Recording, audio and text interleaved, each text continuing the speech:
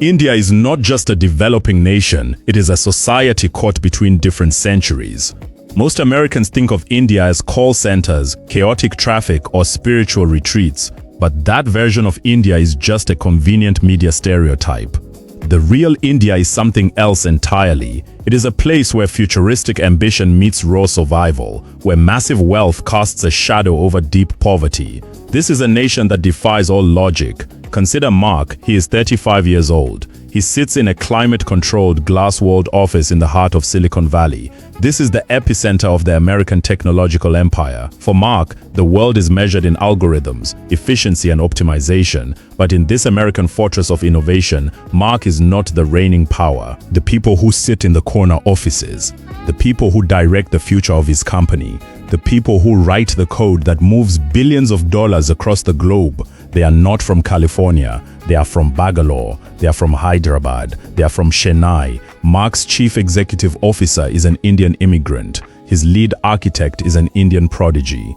The engineers he competes with, the ones who consistently solve the most complex architectural problems before his morning coffee, all share the same heritage.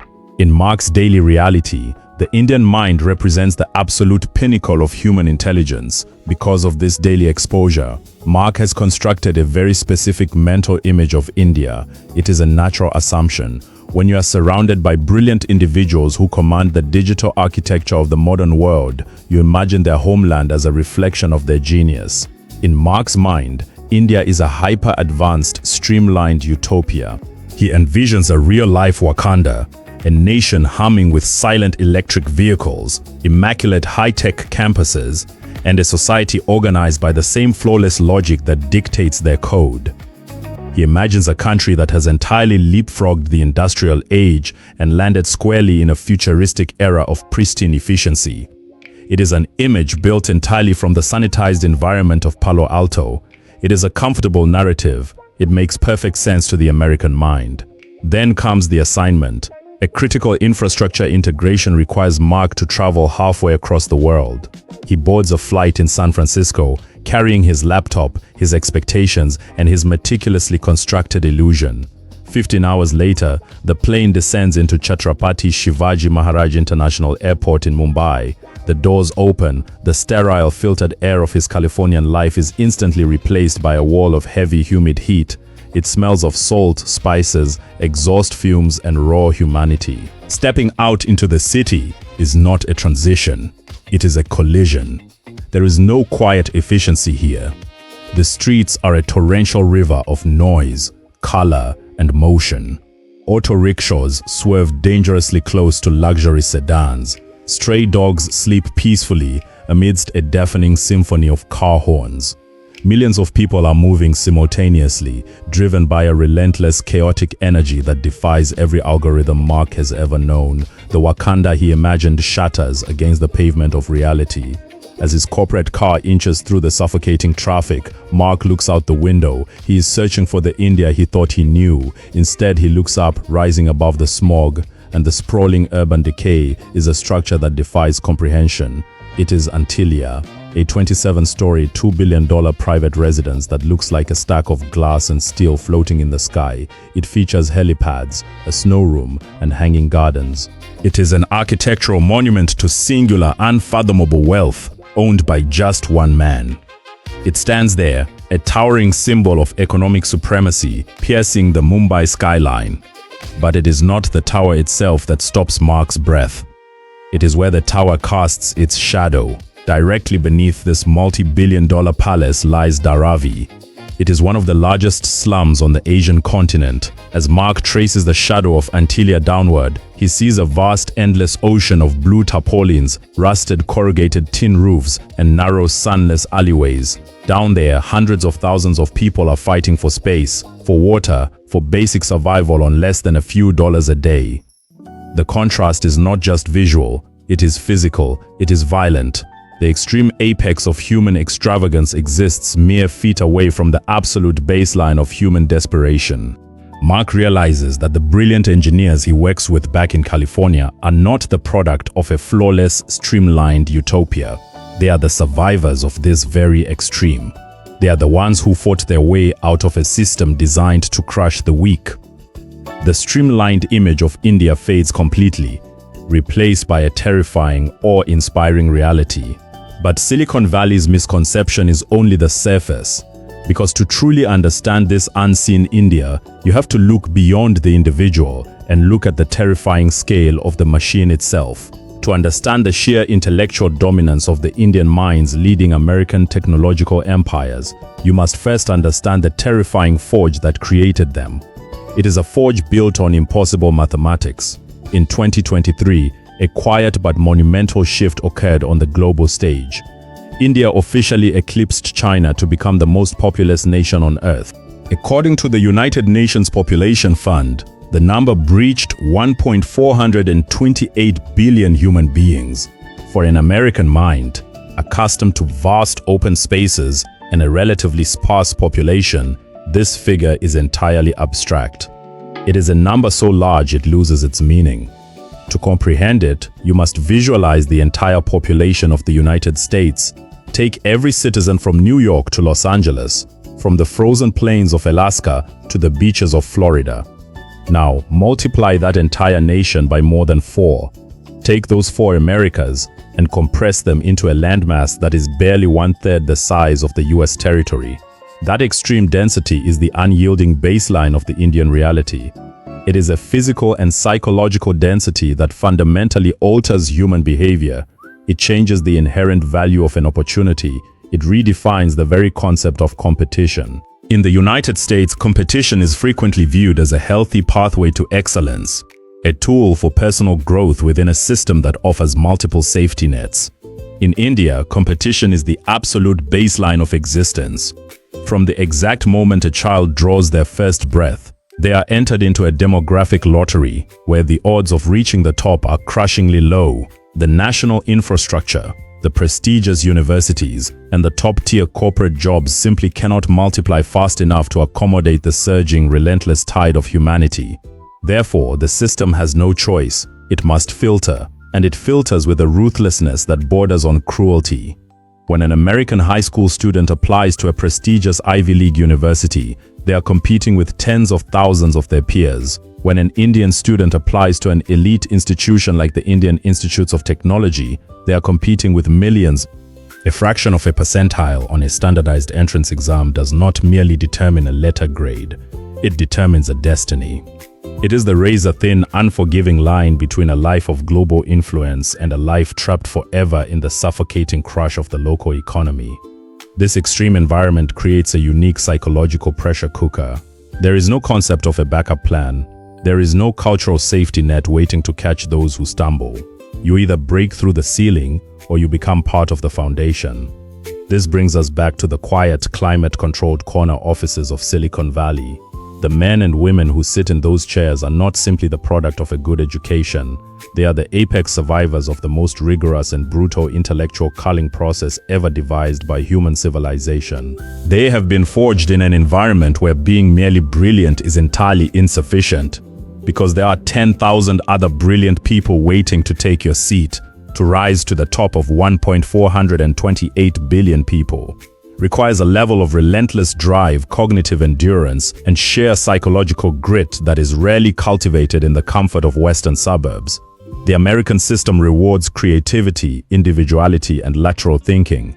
The Indian reality demands absolute, uncompromising mastery of complex fundamentals under extreme, sustained pressure.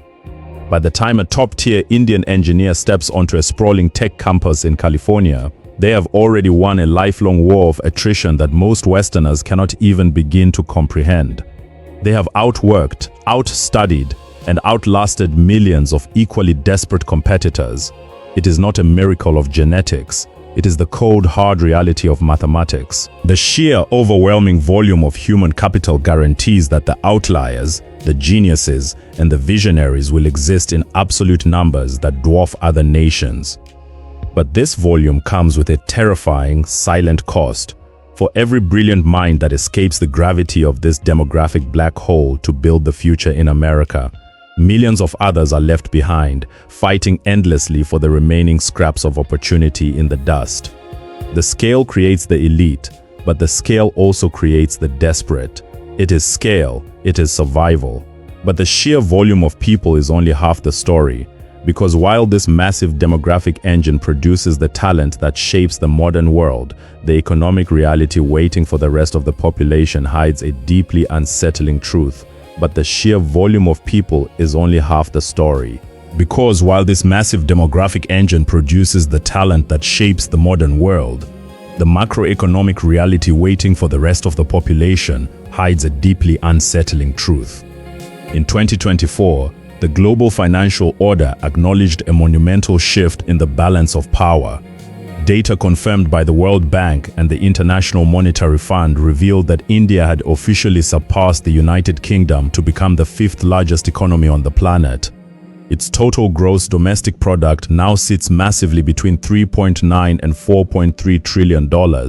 For a nation that was systematically stripped of its resources during centuries of colonial rule, this represents an undeniable, staggering resurgence. On paper, it looks like an unstoppable economic juggernaut. It projects the image of a superpower rapidly consolidating its financial dominance on the world stage. It looks like an empire rising. But this total valuation is a macroeconomic illusion. It is a massive, blinding number that masks a brutal, ground-level reality. When you divide that multi-trillion-dollar wealth by the ocean of humanity that generated it, the illusion shatters completely. Despite being the fifth wealthiest nation on Earth in absolute terms, India's gross domestic product per capita remains painfully low, sitting at under $3,000 a year. This is where the American mind struggles to comprehend the paradox. $3,000 is not a monthly salary, it is an annual economic output per person. To put this into a visceral perspective, the average American spends significantly more than that on basic living expenses, rent, groceries, utilities, and transportation in a single month. In the United States, $3,000 might temporarily cover a modest apartment lease and a few weeks of daily necessities. In India, that exact same amount represents an entire year of economic existence for the average citizen. This is the fundamental contradiction of the Indian superpower. It is a desperately poor country that collectively possesses an incomprehensible amount of money. How does a nation balance such an extreme dichotomy? The answer lies in the structural mechanics of its economic evolution. The United States built its superpower status on the foundation of a massive industrial middle class. The American model relied on widespread manufacturing to pull millions into prosperity, creating a standardized baseline of wealth and domestic consumption. India skipped this step almost entirely. It bypassed the traditional industrial revolution and leaped directly into the digital and service economies. This leapfrogging created a highly lucrative knowledge economy that generates massive capital, but it requires highly educated professionals. It demands the exact survivors of the brutal academic culling process we explored earlier. The inherent flaw is that a high-tech knowledge economy cannot absorb 1 billion people. A global software giant generating billions in revenue might only employ a few thousand elite engineers, leaving the vast majority of the population trapped outside the gates of this modern prosperity. This creates an economy of parallel universes existing within the exact same borders. You have a formal economy that builds satellites, develops complex software architecture, and acquires global luxury brands. And right next to it, completely untethered from that multi-trillion-dollar success, you have hundreds of millions of people operating in an informal survival economy. The $5 trillion of national wealth is a phantom number to them. It exists in the global banking systems and the international stock exchanges, but it never reaches the soil. The national GDP climbing higher and higher on global charts does absolutely nothing to change the immediate reality of an agrarian worker relying on unpredictable monsoons or a day laborer negotiating wages on a street corner. The macroeconomics of a superpower do not translate into microeconomic stability for the individual. The wealth of the nation does not equal the wealth of the people. This is not simply a matter of income inequality. It is a structural fracture in the very definition of what it means to be a modern superpower. India is attempting something entirely unprecedented in human history. It is trying to wield the geopolitical influence of a wealthy global empire while simultaneously managing the internal existential crisis of a developing nation. It is an economic balancing act of terrifying proportions, driven by a system that extracts massive value from the top tier while leaving the bottom to fend entirely for itself. And to truly understand how extreme this structural fracture has become, you cannot simply look at spreadsheets, global rankings, or financial data. You have to see what this multi-trillion-dollar paradox actually looks like when it is built out of concrete, glass, and human desperation. If you fly from the predictable grids of San Francisco to the west coast of India, the economic statistics cease to be abstract concepts. They become a physical environment. You land in Mumbai. It is a city that serves as the financial epicenter of this new superpower. It is the beating heart of India's economic resurgence, and for an American like Mark, conditioned by zoning laws, suburban sprawl, and the quiet isolation of the Californian tech corridors, Mumbai is not just a city, it is an assault on the senses. It is a place that aggressively defies every Western notion of urban planning and social order. Here, the parallel universes of wealth and desperation do not exist in separate zip codes. They bleed into each other. They share the same suffocating air. Mark sits in the back of a luxury corporate vehicle, attempting to process the landscape sliding past the tinted windows. The air conditioning hums quietly, a fragile barrier against the chaos outside. The traffic is a living, breathing entity. It is a relentless surge of auto rickshaws, motorcycles carrying families of 4 hand-pulled carts and luxury SUVs, all fighting for inches of asphalt in a deafening symphony of horns. To an American eye, it looks like absolute anarchy. There are no clear lanes, there is no yielding, but beneath the apparent chaos, there is a brutal, intricate rhythm of survival. Everyone is moving, everyone is pushing forward. It is the physical manifestation of 1 billion people fighting for space.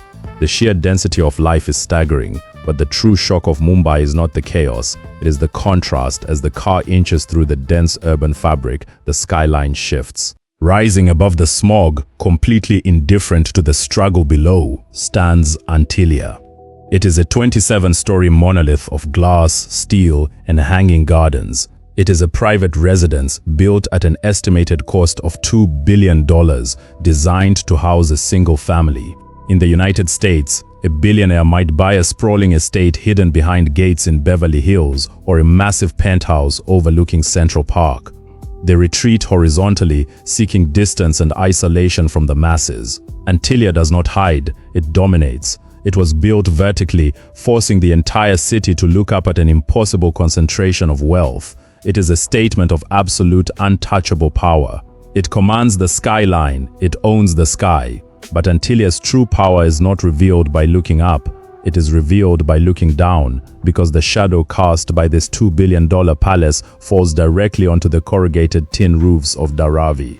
It is one of the most densely populated slums on the Asian continent.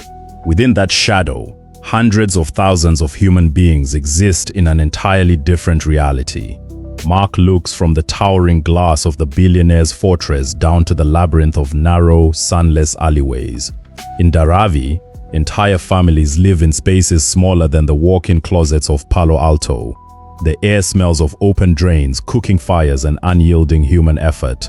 It is a microeconomy built entirely on recycling, informal labor, and desperate innovation. Down there, survival is a daily physical battle. It is a daily war for Mark. The cognitive dissonance is physically painful in America. Poverty is often pushed to the margins. It is hidden in forgotten Rust Belt towns or segregated into specific urban neighborhoods. It is kept out of sight of the economic elite. In Mumbai, the extreme apex of human extravagance exists mere feet away from the absolute baseline of human desperation. There is no buffer zone. There is no separation. The billionaire and the ragpicker breathe the same exhaust. The contrast is not just visual, it is violent. It forces you to confront the brutal mechanics of an economic machine that can build a $2 billion house while millions sleep on the pavement below. The Wakanda illusion is dead. The sanitized image of a hyper-advanced utopia is replaced by a terrifying reality of unchecked extremes. Mark realizes that the brilliant minds he works with in California are not products of a flawless system. They are the anomalies that manage to escape the gravitational pull of this crushing inequality. They are the few who clawed their way out of the shadow, but Mumbai is not an exception. It is the blueprint. because the extreme concentration of wealth standing over Dharavi is just the physical manifestation of a much deeper systemic reality that governs the entire nation. To understand the architecture of this extreme inequality, an American audience must look backward into its own history. The United States experienced something strikingly similar at the close of the 19th century. It was an era defined by the rapid, almost violent accumulation of unimaginable wealth by a select few, built directly on the backs of unregulated mass industrial labor. It was the era of the steel barons, the railroad tycoons, and the oil monopolies. History remembers it as the Gilded Age. It was a time when the gleaming surface of American society was heavily plated in gold, effectively masking the deep social decay, the labor strikes, and the brutal exploitation underneath. India is currently living through its own Gilded Age, but it is happening on a demographic scale at a velocity and with a technological sophistication that makes the American Industrial Revolution look incredibly modest. This is not a slow, generational accumulation of capital over centuries. It is a rapid, aggressive consolidation of national resources occurring in real time. Economists have a very specific term for the power structure operating within the borders of this rising superpower. They call it the billionaire Raj. It is a modern reincarnation of the old colonial empires, but this time, the rulers are not foreign monarchs extracting wealth across an ocean. They are domestic corporate titans. These are massive, tightly knit conglomerates that control the telecommunications networks, the energy grids, the digital infrastructure, the seaports, and the retail supply chains. They do not merely operate within the Indian economy, they are the economy. They own the fundamental pipes through which the nation's lifeblood flows. And this level of monopolistic control has engineered an economic divide that is entirely unprecedented in modern history. The mathematical reality of this divide is almost too extreme to process. It completely shatters the illusion of a uniformly rising superpower. A comprehensive report published by the World Inequality Lab for the 2024 to 2025 period exposes the raw, unforgiving mathematics of this system. In India today, the top 1% of the wealthiest individuals do not just hold a disproportionate amount of capital, they control a staggering 40% of the entire national wealth. Let that sink in. A microscopic fraction of society owns nearly half of everything that exists within the borders of a massive subcontinent. On the absolute opposite end of this spectrum, the bottom 50% of the population, hundreds of millions of people who form the actual physical backbone of the nation, are left to divide a mere 15% of the total national income. This is not just a wealth gap, it is a chasm, it is a structural barricade. In the American narrative, wealth is often framed as the ultimate reward for individual innovation. The American dream is built on the fundamental promise of mobility, that anyone can climb the economic ladder if they apply enough effort. But under the billionaire Raj, the ladder is completely missing its lower rungs. The immense fortunes being generated in Mumbai, Delhi, and Bangalore are not trickling down to the streets. They are being walled off behind impenetrable corporate fortresses. The wealth stays locked within tightly controlled dynastic structures, protected by an economic environment that heavily favors capital consolidation over labor distribution. The formal sector grows exponentially richer, while the informal sector remains entirely disconnected from the stock market booms and the multi-billion-dollar corporate acquisitions. A street vendor working in the shadow of Antilia can labor for 16 hours a day, every single day of his natural life, and he will never cross the invisible boundary into that formal economy. The system is simply not designed to absorb him. It relies entirely on his cheap labor, but it permanently denies him participation in its ultimate wealth. This extreme concentration of power creates a society that is highly volatile and deeply contradictory. It is a nation attempting to launch itself into the future while dragging the heavy iron anchor of widespread destitution. It is a country that builds advanced digital payment infrastructures for citizens who still struggle to secure clean drinking water. The juxtaposition is jarring. It is a daily relentless friction between the 21st century and the 19th century. Yet, despite this crushing inequality and despite the apparent impossibility of upward mobility for the massive underclass, the Indian system has not collapsed under its own weight. It continues to push forward with a terrifying, unstoppable momentum. And it manages to do this because it operates on a psychological frequency that completely defies Western logic. Most documentaries stop at the edge of the slum. They show you the staggering inequality. They frame the nation as a tragic, insurmountable paradox. And they let the viewer walk away feeling a comfortable sense of pity. It is an easy narrative to consume. But if you are still here with us, you are already seeing what most never will. You are looking past the superficial tragedy. You understand that a civilization does not survive for millennia and certainly does not become an emerging global superpower purely through suffering.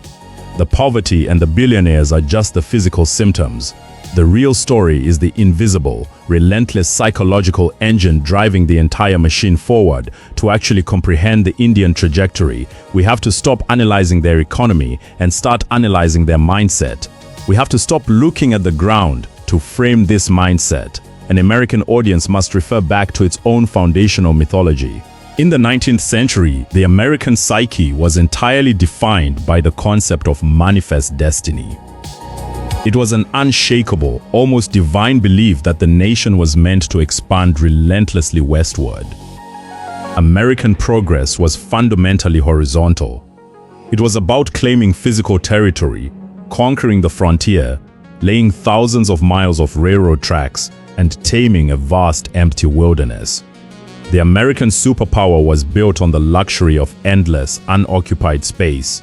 You paved the dirt, you built the factories, and you established a wealthy middle class on a foundation of solid, conquered earth. The American mind expects progress to be sequential. You fix the infrastructure first, and then you build the future. India has no frontier. It does not possess the luxury of empty, unclaimed space.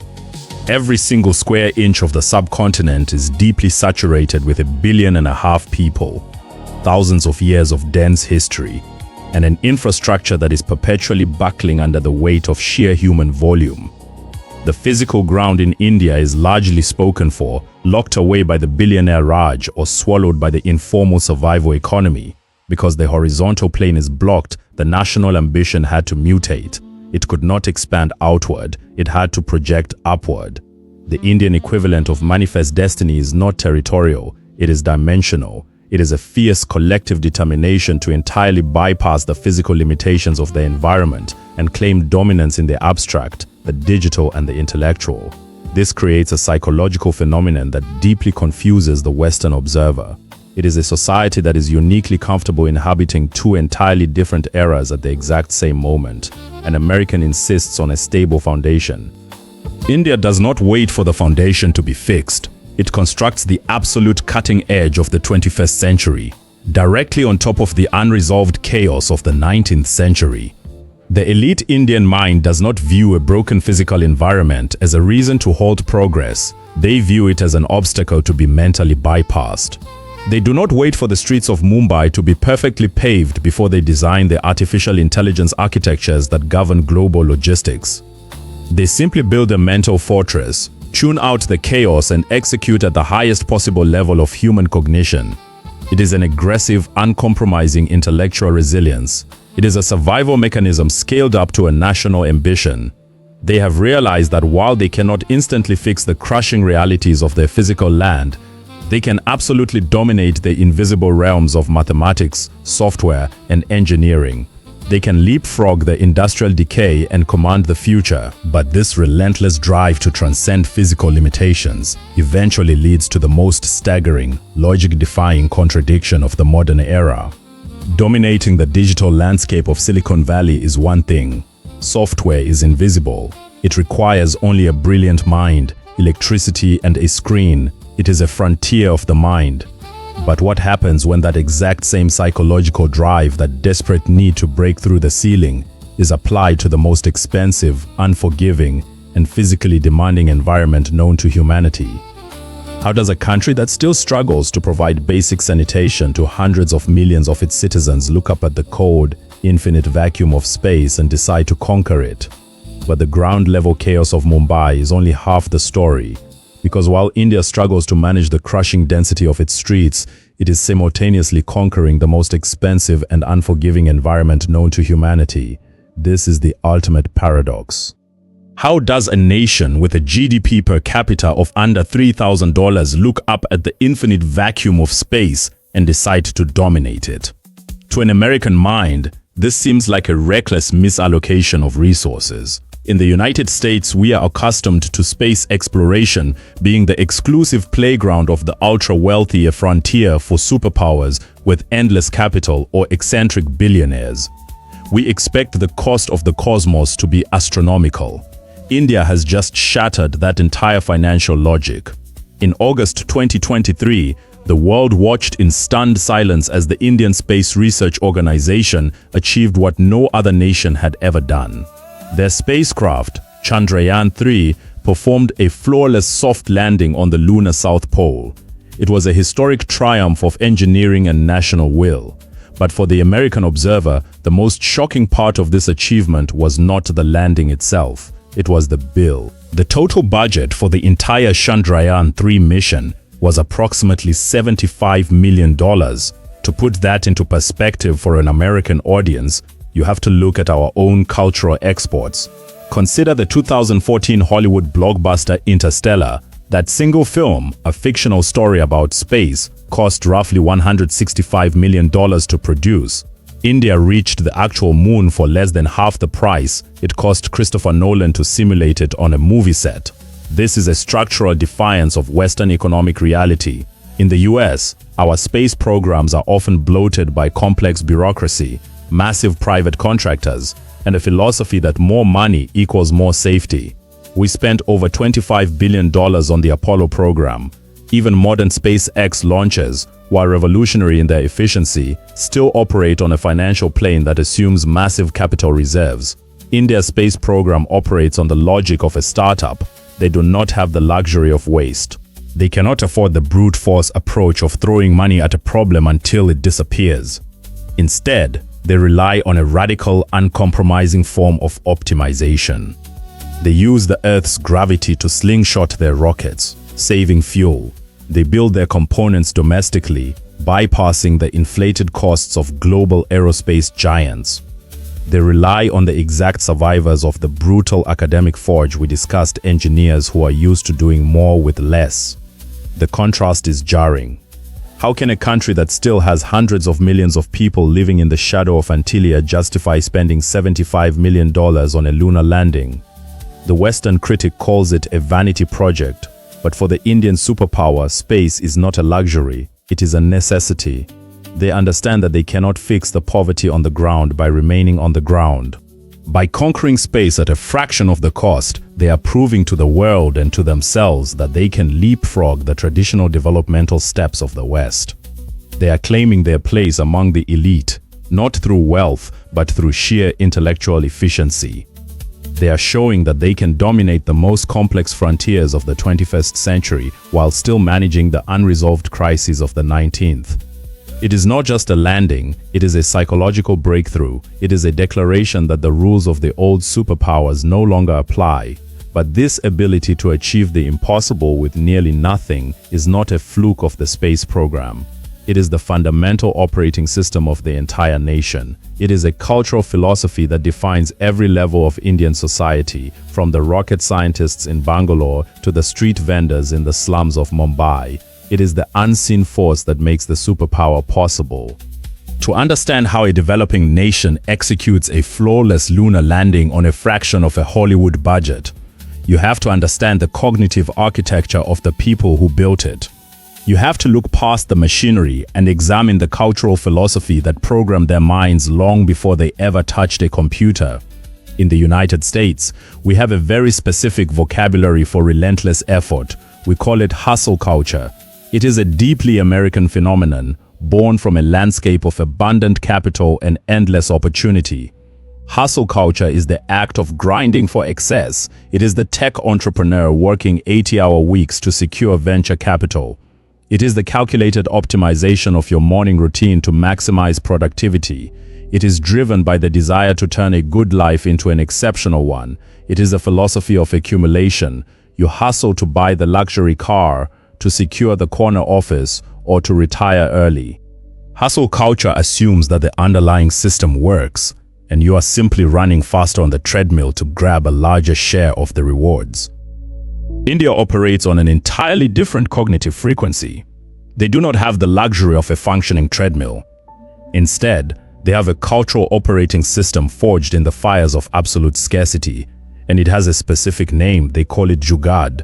To a Westerner, Jugaad roughly translates to a workaround, a hack, or a makeshift solution, but that translation completely fails to capture the profound psychological depth of the concept.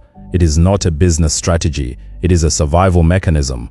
It is not about maximizing excess, it is about bending a broken, unyielding system to your absolute will. When an American faces a broken system, they wait for the authorities to fix it or they buy a replacement. When an Indian faces a broken system, they strip it down to its core components and force it to function using whatever scraps of reality are immediately available. Jugaad is the art of defying limitations. It is the street vendor who powers his entire stall by tapping directly into an overhead power line with a rusty wire. It is the mechanic who keeps a 50-year-old engine running without a single official spare part. It is the profound, ingrained belief that a lack of conventional resources is never an acceptable reason for failure. You do not stop because the bridge is out. You build a raft out of trash and keep moving. This mindset is breathed into every Indian citizen from the moment they are born. It is an intellectual elasticity that is forced upon them by the crushing weight of their environment. They are trained to see invisible pathways through the chaos, to find the absolute maximum utility in the absolute minimum amount of material. When you take this street-level philosophy of survival and apply it to the highest echelons of science and technology, the results are terrifyingly effective. This is the exact unseen force that landed Chandrayaan-3 on the lunar South Pole. The scientists at the Indian Space Research Organization did not have the massive budgets that the Americans had. They could not afford to build massive fuel-heavy rockets that push through the atmosphere with brute financial force, so they used Jugaad. They used the Earth's own gravitational pull as a slingshot, orbiting the planet multiple times to build momentum before launching toward the moon. It took longer, but it cost almost nothing. They replaced raw financial power with extreme intellectual flexibility. The exact same instinct that allows a family in Dharavi to stretch a single dollar to feed 5 people for a week is the instinct that allows Indian scientists to conquer the cosmos on a shoestring budget. This brings us back to the glass-walled offices of Silicon Valley. This is why the Indian engineer is dominating the American tech landscape. An American software developer is trained in a world of infinite cloud computing resources, seamless internet connections, and predictable variables. They are trained to build perfect systems in perfect conditions. The Indian engineer arrives armed with a mind that was shaped by unpredictability. They are comfortable in the chaos. When the parameters change, when the server crashes, when the budget is slashed, the Indian mind does not panic. It pivots. It applies Jugaad to the digital architecture. They write leaner code. They find the invisible workaround. They execute with a ruthless efficiency that the Western mind is simply not conditioned to match. It is not mere intelligence. It is desperation weaponized into genius. It is the ultimate innovation hack, and it has made the Indian intellectual export the most valuable commodity on earth. But this unseen cognitive weapon is doing more than just winning tech jobs or exploring the lunar surface. As this superpower continues to rise, this relentless philosophy is fundamentally rewriting the global balance of power. This brings us to the ultimate consequence of this unseen reality. When you take the extreme scale of 1.4 tons, 28 billion people, combine it with a multi-trillion-dollar formal economy, and arm it with a relentless hacking mindset, you no longer have just a developing nation. You have a massive, unpredictable weight on the global chessboard, and right now the entire geopolitical order is desperately trying to figure out how to handle that weight. For the United States, India is not just another country on a map. It is the most complex, frustrating, and absolutely necessary ally of the 21st century. To understand this dynamic, you must look at the cold, objective reality of global power. For the past several decades, the United States has operated as the uncontested hegemon. But the tectonic plates of global influence are shifting rapidly toward Asia, primarily driven by the aggressive expansion of China. The American foreign policy establishment recognizes that it cannot maintain its dominance in the Indo-Pacific region alone. It needs a massive, deeply anchored counterweight. It needs a partner with enough demographic mass, enough economic gravity, and enough technological capability to simply stand its ground. India is the only nation on earth that fits that exact description. It is the only democracy with a population large enough and an economy resilient enough to physically and psychologically balance the scale. Because of this strategic reality, Washington has courted New Delhi with a level of intensity rarely seen in modern diplomacy. American defense contractors sell advanced weaponry to the Indian military. American tech giants pour billions of dollars of investment into Indian infrastructure. There is a desperate strategic hope in Washington that India will simply absorb American values, align perfectly with American interests, and act as a reliable, compliant proxy in the East. But this assumption completely misreads the fundamental nature of the Indian superpower. India is not a proxy, it is its own world. It is a nation that remembers exactly what it feels like to be colonized, to be dictated to by Western empires. That history is not forgotten. It is burned into their geopolitical DNA. Therefore, India practices a highly calculated, often infuriating form of strategic autonomy. They will happily accept American investment, conduct joint military exercises with the US Navy, and integrate their tech sectors with Silicon Valley. But the moment the United States attempts to dictate Indian foreign policy, the door slams shut. They will simultaneously buy American drones and Russian oil. They will sit at the table with Western leaders while maintaining deep historical ties with nations the West considers adversaries. To an American diplomat, this looks like dangerous unreliability to the Indian mind. It is simply survival on a global scale. It is geopolitical Jugaad. They are extracting the maximum utility from every possible alliance without ever fully committing to a single master. They are playing a game that is much older and much larger than American electoral cycles. They understand that their sheer demographic volume, the fact that they command the largest single block of human capital on the planet, gives them the leverage to write their own rules. The United States needs India more than India needs the United States. It is a harsh, uncomfortable truth for American foreign policy, but it is the reality of the new century. The fifth largest economy is not waiting for an invitation to join the global elite. They are forcing their way to the center of the table, bringing all of their contradictions, their massive wealth, and their extreme poverty with them. But this relentless balancing act on the global stage hides a much darker internal reality. Because while the superpower projects strength and independence outward, the structural fractures within its own borders are beginning to groan under the pressure. For decades, the Western world has looked at the Indian subcontinent and tried to measure it using American metrics. We look for the comfortable middle class, we look for the familiar suburban sprawl, we look for a predictable blueprint of progress. But that is a fundamental miscalculation.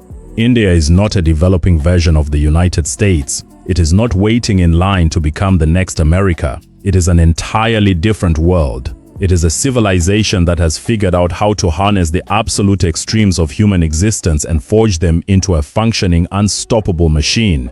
It is a place that proves progress does not have to be neat. It does not have to be equitable. It just has to be relentless.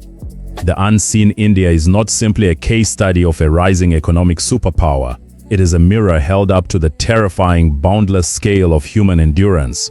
It shows us exactly what happens when over 1 billion people decide that they will not be left behind by the future, no matter the immediate cost. It is survival. It is ambition. It is raw power. If you have made it this far, you already understand that the surface of the map tells you almost nothing. We are going to keep peeling back these layers. We are going to keep looking past the travel brochures and the sanitized economic statistics. So subscribe to the channel and tell us which country we should explore next down in the comments. Russia, Brazil, China, or somewhere even more unexpected.